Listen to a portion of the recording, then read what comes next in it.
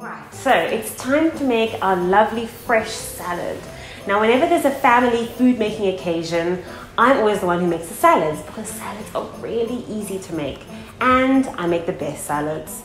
Now, the Congo salad, you have a lot of fun, fresh fruit and vegetable ingredients to play with. You have creative freedom here. There's no hard and fast rules of how you got to put together your salad. So I'm starting with a base of lettuce, a little bit of baby spinach, and some rocket that I picked from our garden.